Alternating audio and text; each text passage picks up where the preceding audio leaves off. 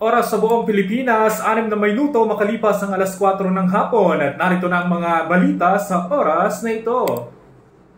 Memorandum of Agreement sa pagitan ng pamahalaang panlalawigan ng Batangas at pamahalaang panlunsod ng Lipa, kasado na. Medical services isinagawa sa Lubo, Batangas. At ang latest update sa kalagayan ng Bulkang Taal, alamin.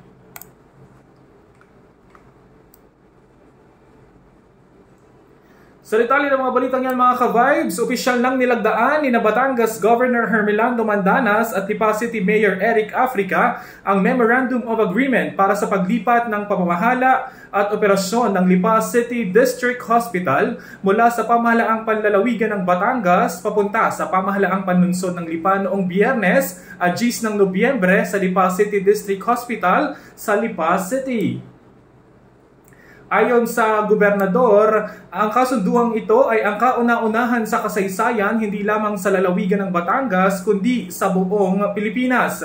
Ang kasunduan ng pagsasalin ng pamamahala at operasyon ng LCDH mula sa pamahalaang panlalawigan ay bilang pagtugon at pagsuporta ng Batangas Governor sa devolusyon ng mga serbisyong pangkalusugan. Gayon din ang inisyatibo at liham ng City Mayor ng Lipa na pamunuan at tanggapin ang responsibilidad sa paghawak at pamamahala ng naturang ospital. Lubos naman ang naging pasasalamat ni Mayor Africa kay Governor Mandanas at sa buong pamunuan ng Kapitolyo sa napakalaki at pambihirang pagkakataon na mas mapaglingkuran ang mga kababayan, lalo't higit sa usaping pangkalusugan kasama ang tiwala at suportang inilaan nito sa alkalde at sa kabuuan ng pamahalaang panlunsod na aniya ay bahagi ng kanyang malawakang programang pangkalusugan para sa lungsod ng Lipa.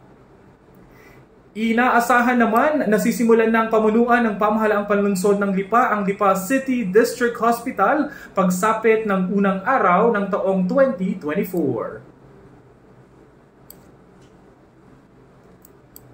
Samantala mga ka-vibes, sa Lubo, Batangas naman patuloy ang lokal na pamahalaan sa pangunguna ng Municipal Health Office sa pagbibigay ng serbisyong medikal sa barangay health workers at barangay nutrition scholars buhat sa iba't ibang barangay ng bayan noong Biyernes, Nobyembre 10 sa Lubo Rural Health Unit, Barangay Poblasyon. 140 ang nabigyan ng libreng flu vaccine. Kabilang din sa binigyan ng bakuna ang Municipal Health Office staff upang maprotektahan ang kalusugan ng mga frontliners mula sa banta ng iba't ibang karamdaman.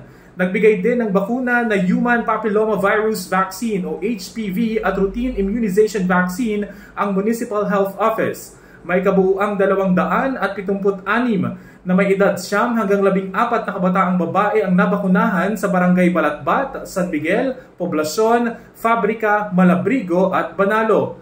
Ang nasabing bakuna ay mabisang panlaban sa cervical cancer at iba pang sakit na dulot ng nasabing virus.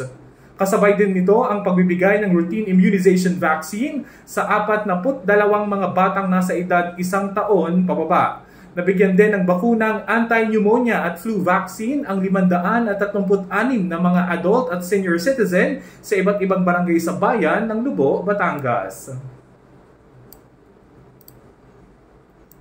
Samantala, ang latest update naman sa Taal Volcano ayon sa ulat ng PHIVOLCS, aabot sa mahigit na 6,000 tonelada ng sulfur dioxide ang ibinuga ng Bulkang Taal na huling naitala kahapon, Nobyembre 12. Nagkaroon din ng upwelling na ng mainit na volcanic fluids sa main crater ng bulkan. Wala namang naitalang pagyanig sa Bulkang Taal at ayon sa PHIVOLCS ay nananatili pa rin sa alert level 1 ang bulkan. Patuloy pa din ang paalala sa publiko na manatiling alerto at mag-ingat sa anumang oras. At yan mga balita sa oras na ito, galing nakatutok dito lamang sa GV 99.9 para maging GV informed at GV updated sa mga kaganapan sa loob at labas ng lalawigan. Ako ang inyong naging tagapaghatid balita, ang inyong DJ Joey Boy para sa GV News Express.